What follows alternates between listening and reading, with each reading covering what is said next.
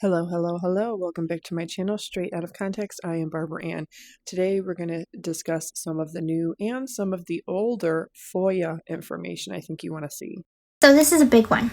So the feeding tube. So most people have a feeding tube put in if they are not getting enough nutrition and they are very, very, very sick. Also, if they have any of these other conditions or health concerns that could have led to them requiring one. Notice how she skates right over reasons for G-tube placement, difficulty swallowing or eating. It was also noted in Gypsy Rose Blanchard's medical records that she had failure to thrive, FTT. We also know that in April of 2007, Gypsy underwent dental rehab, which she did on more than one occasion. At that particular time, she had over 3 teeth pulled and 13 to 14 cavities repaired. If we had her dental records, you would see that she later had more dental extractions done. She had 15 teeth crowned, and then she had to have partials made for the ones that were extracted. Gypsy also had issues with her baby teeth because there's many pictures of her with missing baby teeth and with many of her baby teeth capped. Hypersalivation is when an individual produces too much saliva, therefore making it difficult to swallow as much saliva as they produce. This is something my mother claimed I had, which ultimately led to the removal of 2 of my salivary glands within my throat. As you can see, I still bear the scars on each of my neck from the removal. These glands specifically are called submandibular, and that is located within this region. So how my mother got the doctors to operate and remove this gland is by putting Oragel on my mouth and therefore producing more saliva while I was at the doctor's appointment. And with those claims alone, they removed them, therefore making this malpractice. So this is an operative report from June 1st of 2004. The attending physician is Gregory S. Wisdom and assisting surgeon Timothy J. I'm thinking this says Schneider or Schweider. I can't see if that is an N or a W. It's kind of faded out, but I'm guessing Schneider. So this says preoperative diagnosis, hypersalivation, muscular dystrophy. And then it says down here, post-operative diagnosis, same thing, hypersalivation, muscular dystrophy. And she's saying now that this is malpractice of these doctors. And I don't know if these are the doctors that did the actual surgery to remove the glands at the one doctor's appointment that she's speaking of. But this is something I'm assuming is prior to that when she still has the glands. And the only reason why I'm familiar with this is because when I had cervical cancer, I had several different surgeries over the course of 18 months. The last one was an almost 13-hour operation. I had a radical hysterectomy, partial vagina removal, total pelvic lymphadenectomy. 2 years after that, even though I've been 5 years in remission now, thank God,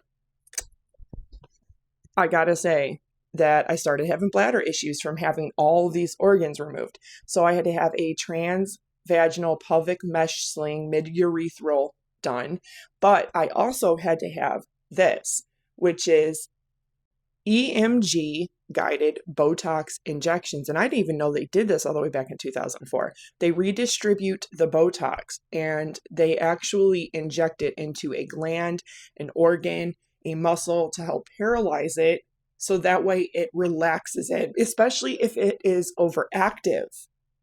So for me, not having the organs support my bladder anymore, that it really helped with my bladder the next 2 years after my major operation, the last of 7 for the cancer that I had. It helped me to not have an overactive bladder because that became one of my issues after having the radical hysterectomy, the total pelvic lymphadenectomy, all of that stuff. So here, this clearly took place before she had the glands actually removed. It says that she had an EMG guided Botox injections into the parotid gland bilaterally and the submandibular salivary glands bilateral. It states Gypsy Rose that either says 12 or 13. It's kind of worn out, the type print is from the copy. So you can't see if that says 12 or 13-year-old female with a wide history of an as yet unspecified type of muscular dystrophy and difficulties with handling her own secretions at night. Primarily, she wakes up choking on her own secretions and has failed glycopyrrolate, whatever the heck that is. Some type of medication, it states, or some kind of therapy. It's also known as glycopyrronium. And it says that she had failed this type of therapy or medication before. So it states that her parotid glands are exactly where they should be. She's otherwise healthy, that her submandibular salivary glands were where they should be, that they did 100 cc's of the Botox redistributed, that she had no blood loss because obviously, it depends on how they do it. But if they're doing this, it's not actual like a surgical incision. So they actually tried medications which failed, and then they tried this Botox injections to try to paralyze the glands and to calm them down. And this can sometimes last from 6 to 10 months before the Botox starts to wear off. Some people might have longer or shorter lasting effects of the Botox, depending on where they're having it injected in and what it's for. But also this, her mother, Claudine Blanchard, right here, requested her medical records from the prior 5 years. And it states here Gypsy's real date of birth, which is 7/27/91. And then up at the top, it says her name, Gypsy Rose Blanchard, with an E. And then it states 7/21/93. And then it says right here, other names or aliases used. Gypsy Rose Blanchard without an E, 7/27/92. And then down there, it says 7/27/91 for her as well. And if you see down here at the bottom, her mom signed off on that, meaning that her mom was requesting records from Louisiana for the past 5 years. So if you have copies of your medical papers, you're not going to ever have your full medical records unless you request them from the doctor. You're going to have whatever the doctor or the hospital discharged you with. And then that's usually your copy of the paperwork, but that is not their records. So hospitals started transforming over into, digital records over 25 years ago. And especially states that have issues with weather, natural disaster type of weather, they started doing this as a precaution, just so that way they weren't having privacy rights issues and things like that. So this is funny to me because Dee Dee herself was telling them that Gypsy has a different alias. It says right up at the top, her name, Gypsy Rose Blanchard with the E, that they were using the date of birth 7/27/93, and it says alias is Gypsy Rose Blanchard without an E. And then another date of birth, and her real date of birth is down there, 7/27/91. And Dee Dee signs off on this to obtain records from Louisiana. So when her mom said that they came from Hurricane Katrina, she wasn't lying. Their apartment, clearly, if you've watched the documentaries, their apartment really was hit and devastated by Hurricane Katrina. They were airlifted. They were taken to Missouri, where then they were given shelter. And this is, way before they had the Habitat for Humanity house and whatnot. But when she said that her records were lost, she wouldn't be not telling the truth there, because her copies of any discharge paper or any papers that she got from Gypsy's doctors or from the hospitals, they would have been lost. Their apartment was destroyed, so she wouldn't have had her own copies. But this right here proves, the hospitals and the doctors are going to clearly have their copies still. So if you want your medical records, you have to put in a form like this to obtain copies of the actual medical records. But that's funny that right up there, she's clearly saying that, yeah, we've used this date of birth, we've used this date of birth, we've used this spelling, and we've used her real date of birth. And she's signing off on it. And this is 2007 when they are requesting those records. And you can do your own research, but you can see, thank you to Myra for giving this to me, but you can clearly see that they've had different systems, electronic systems, that they started even before the year 2000. And I remember in 1996, 97, 98 is when my high school had a whole new library with computers. Our newspaper class and English classes got brand new PCs in them as well. We also had internet connection, and that was a couple years before 2000.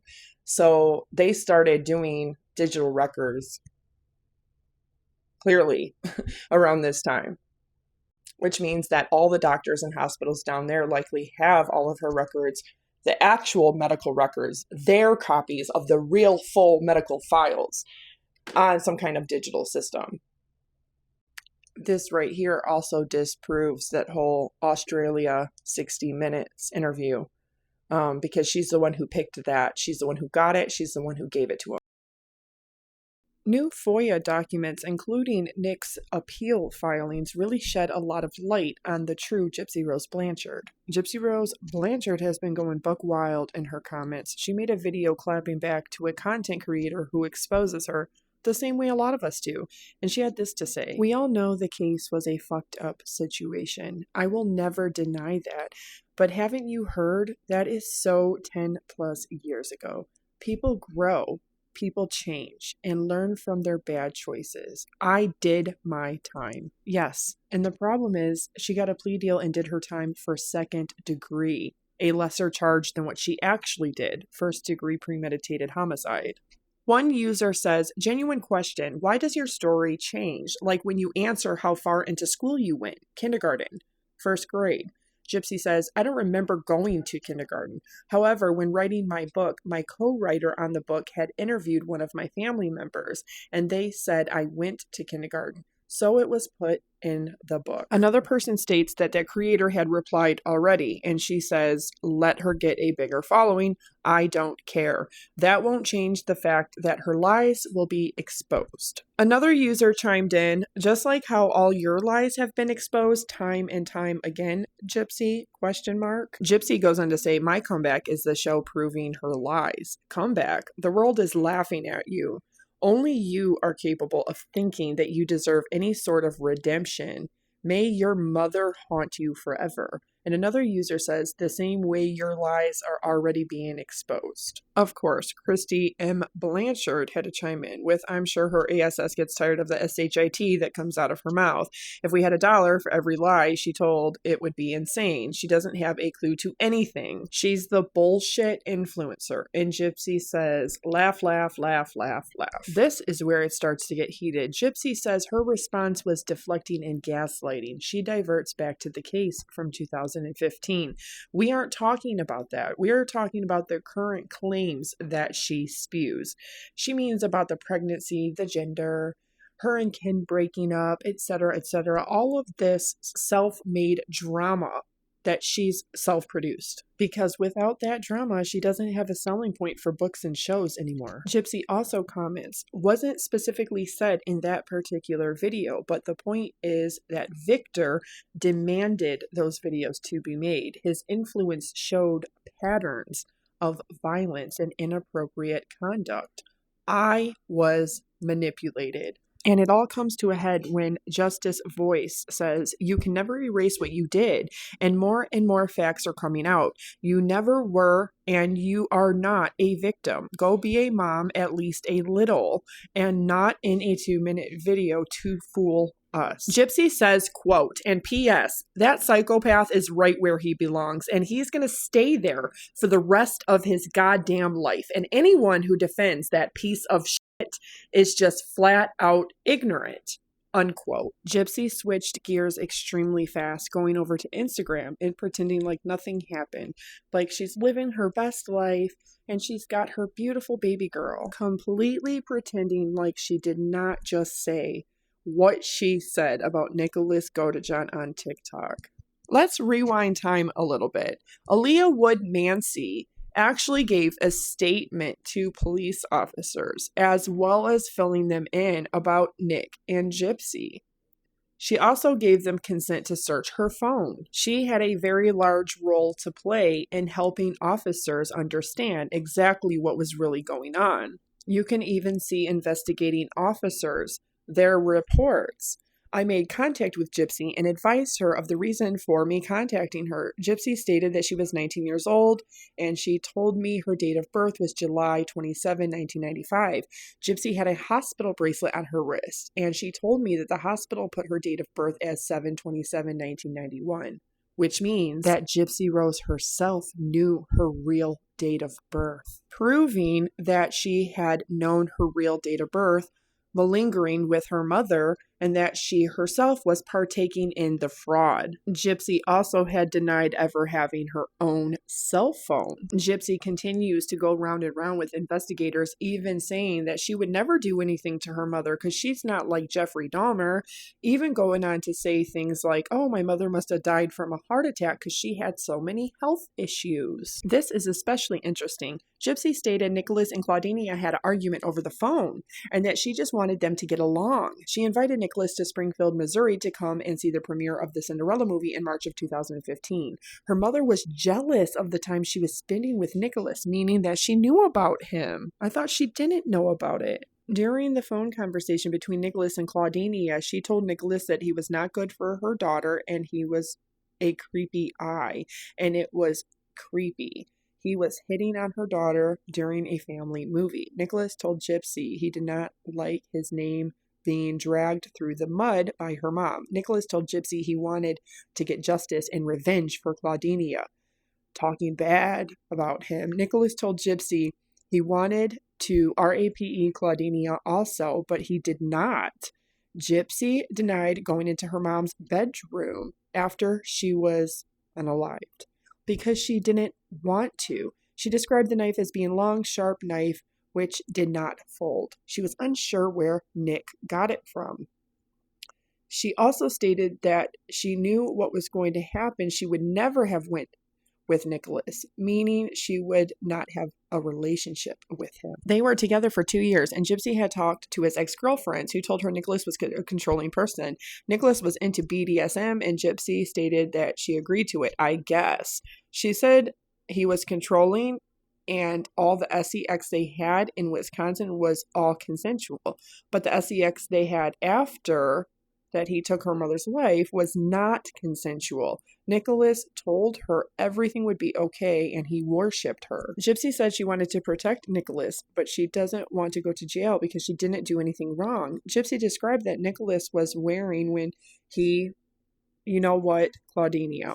She described his clothing as a scary shirt, which was all black in color with scary clowns on it, a black hoodie, black pants, and an off-white in color pair of tennis shoes. These items were still in Nicholas's bedroom in a red in color Marlboro duffel type of bag. She again stated to me she never went into her mom's bedroom after her life was taken. Gypsy says that Nicholas forced her to help him clean up in the nude. She also states that Nicholas would not allow her into the bedroom where her mother was, but then she accidentally slips up and says that she was cleaning inside of her mother's room to get all of the liquid up, and also admits to being in the bedroom again when she talks about going in there to steal money and anything else that was of high value.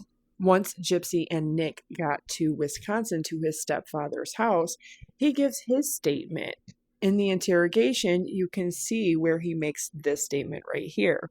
They were constantly having sex, and Charles had to tell them to be quiet. After Gypsy's arrest and detainment, she would go on to call different family members, and those were all recorded and logged. But what's very particular is that she's lying to everybody, saying that it's all Nick did it all, that she's innocent, and that she would never do anything to hurt her mama. She loved her mama. And nobody can play victim better than Gypsy, because this is where she was also recorded having talked to another female, saying that she never told Nick to be that gruesome. Yet she's the one that picked the weapon. She's the one that stole the weapon. She's the one that gave him the weapon. She's the one that made the video showing him exactly where and how to use the weapon. And she wanted it to be done quickly and fast. So yes, Nicholas Godejohn did exactly that. And the whole reason was because she didn't want her mother to suffer. Oh, and let's not even get into how Gypsy Rose Blanchard was a snitch in jail. When somebody had a bag inside of their private parts and traded it to somebody else for something else, Gypsy didn't tell on them right away to the pod officer. She waited till the next day to do so. And this was only after she apparently denied being offered some for free, which makes no sense because she also talks about how that inmate was trading that specific thing she had in her private area for commissary, meaning that some kind of payment was expected. Gypsy had already started talking to the media and saying things like how her role was really small in this and she's not the one who did anything. It was so bad that other inmates had to make formal complaints about Gypsy, some of them calling her creepy smart and also refusing to give any further information because they did not want to talk. Those same inmates ended up making statements to officers that Gypsy was bragging about exactly what happened and that she made the Facebook post, "The bitch is dead." Nick's newest appeal filings speak about how his trial was unfair, his due process rights were infringed on, and any jury pool was already tainted by Gypsy Rose Blanchard and her using the mainstream media, not only creating an unfair bias towards Nicholas Godejohn, but trying to lessen her own culpability and to further perpetrate the victim narrative.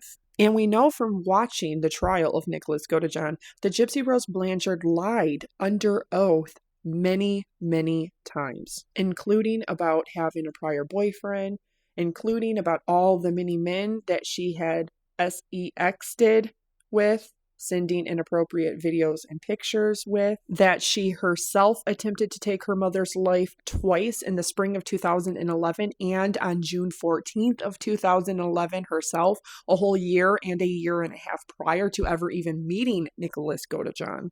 Here it says, Dan Glidewell, Springfield, Missouri. Mr. Glidewell will testify that he met Gypsy Rose Blanchard at VisionCon in Springfield, Missouri in early 2011. He will testify that they communicated by Facebook or cell phone.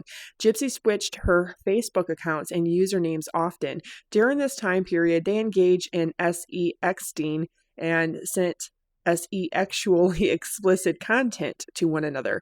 Gypsy knew what she was doing sexually. In contemplating having intimate relations together, Gypsy told him that she did not need her wheelchair and she could move around like any normal girl. Gypsy sent him images of herself, including images of her with a toothbrush.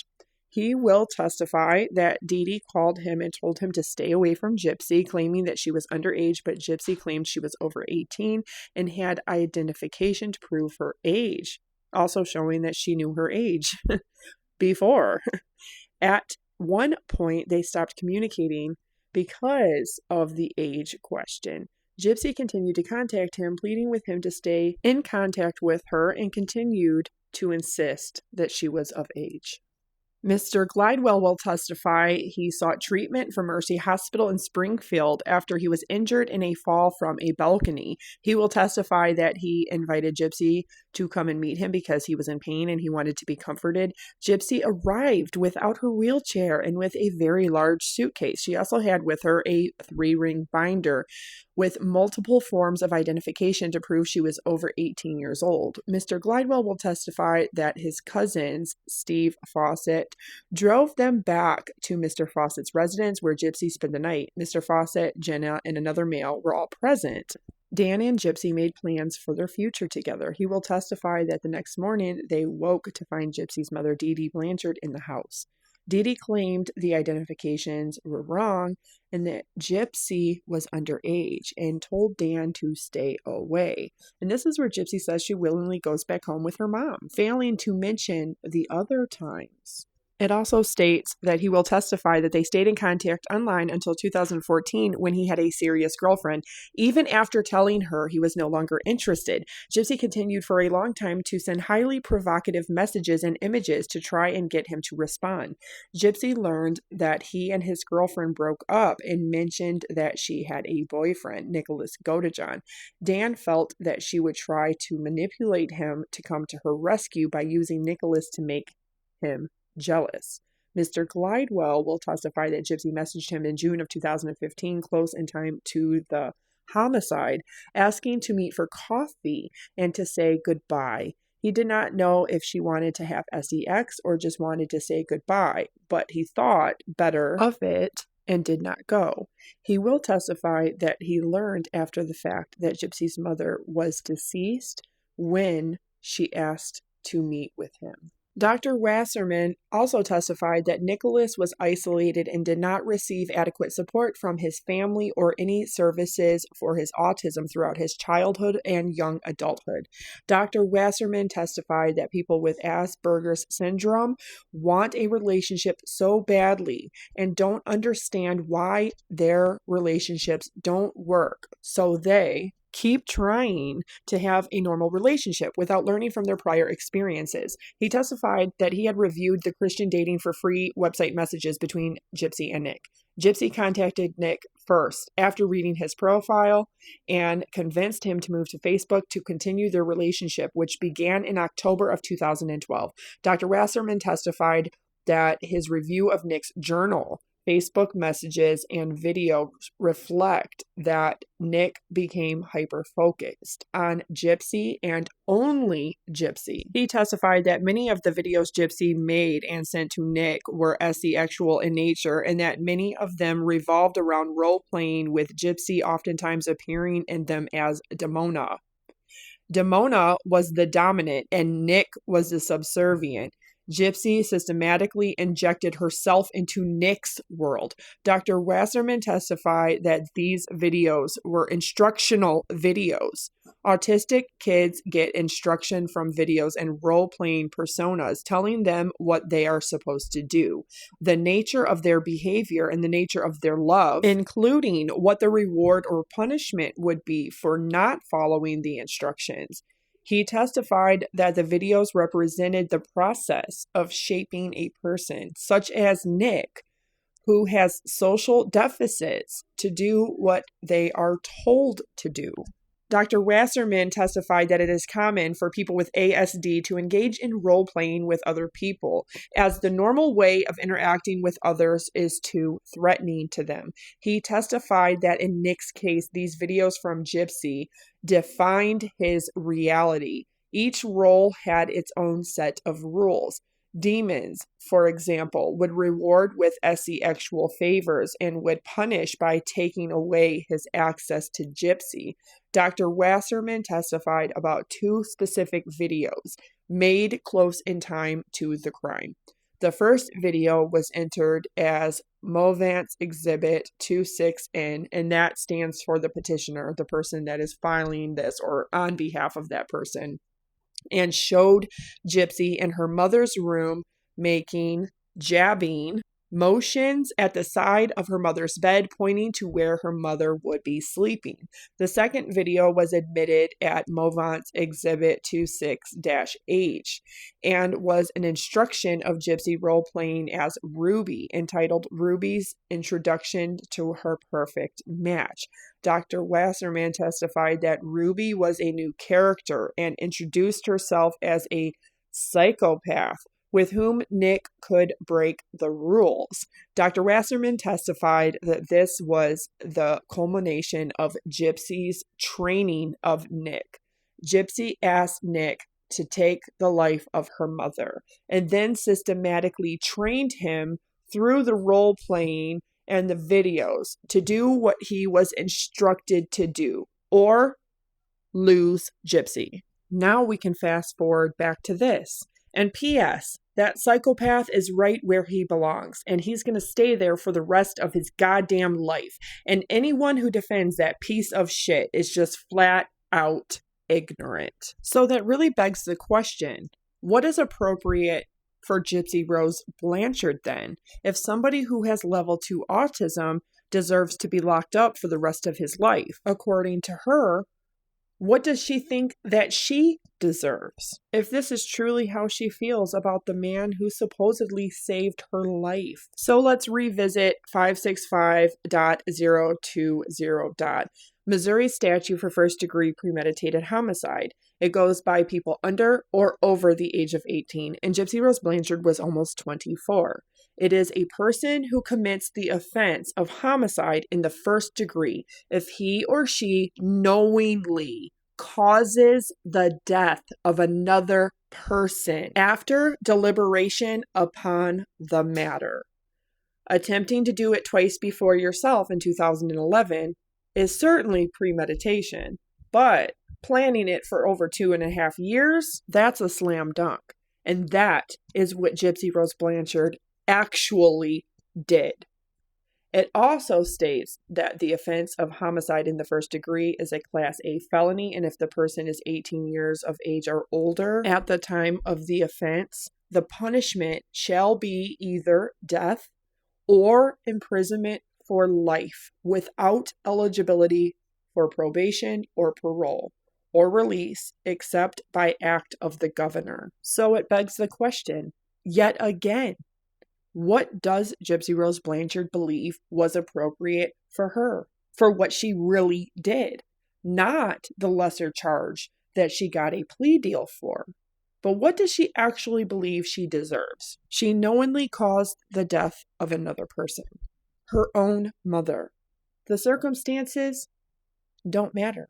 If you believe that he should spend his life in prison, then you should be spending your life in prison, even more so. And if your story had a lick of truth to it, you would be hailing Nicholas Godejohn as the hero that he is for having freed you from what you claim you were enduring. You are trying to villainize Nicholas Godejohn for no reason other than to lessen your culpability in your crime. And the fact that your victim narrative just doesn't hold any water or any weight. The lies have been exposed time and time again by none other than Gypsy Rose Blanchard herself. So why is she so threatened by Nicholas Godejohn being free one day? Because him being free means that she can't play victim anymore. It means that she can no longer pin it all on him, that she could put all the culpability onto him, that she cannot negate her role in it anymore. She also can't control if he decides to talk to mainstream media. Not that it has stopped him, but that also will threaten her ability to keep using the mainstream media for deals and interviews and books and reality shows and speeches, etc., etc. Because nobody can expose Gypsy Rose Blanchard quite the way that Nicholas Godejohn can. And she knows this. This is why she's calling him a psychopath and saying that he's a POS and he deserves to be exactly where he's at. And if that was the truth, Gypsy, then you deserve to be exactly where he's at as well. And don't forget to subscribe, like, turn on notifications, and share.